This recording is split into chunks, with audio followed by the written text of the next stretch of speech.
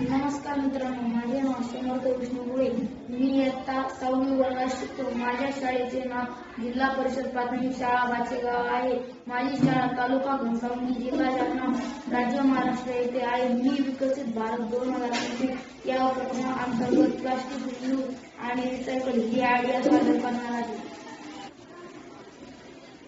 माझ्या आयडियाचे नाव plastic reuse and recycle. समस्या: भारतासारख्या मोठ्या देशात दररोज करोडो लोक कोल्ड्रिंक्स पितात.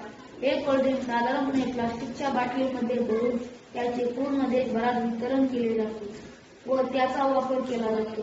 पण त्या प्लास्टिकच्या बाटलीवर त्या निर्माता कोल्ड्रिंक कंपनीचे नाव, लोगो व प्लास्टिक पासून बनवलेले स्टिकर देखील चिकटवले जाते.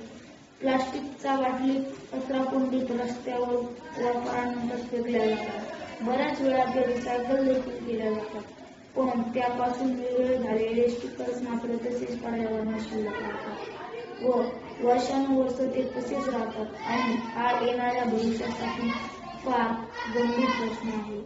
यावर उपाय शोधला तर नक्कीच काही प्रमाणात आपण पर्यावरणाचे रक्षण करू शकतो. आता मी तुम्हाला या समस्येवर उपाय सांगणार आहे.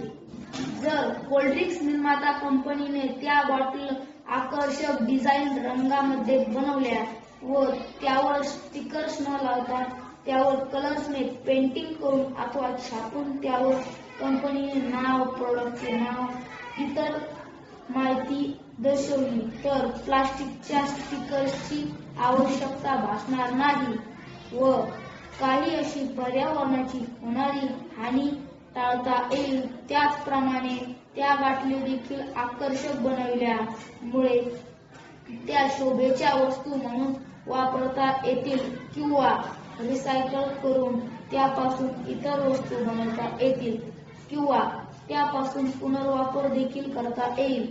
थँक्यू. माझ्या घरी एक रिकामी कोल्ड्रिंकची बाटली होती. ती टाकून न देता मी त्यावर पांढरा रंग दिला. तुम्ही पण तुम्हाला जो आवडतो ते रंग देऊन त्या बाटलीला अधिक आकर्षक बनवू शकता. नंतर मी त्या बाटलीमध्ये फूल ठेवून त्याचा शोभेची वस्तू म्हणून वापर करण्यास सुरुवात केली. तुम्ही देखील अशा बाटल्यांचा शोभेची वस्तू म्हणून वापर करू शकता व त्याचा पुनर्वापर करू शकता किंवा अशा बाटल्यांमध्ये आपण छोटी छोटी रोपटे देखील लावू शकतो, पुन्हा उपयोग आणू शकतो. थँक्यू.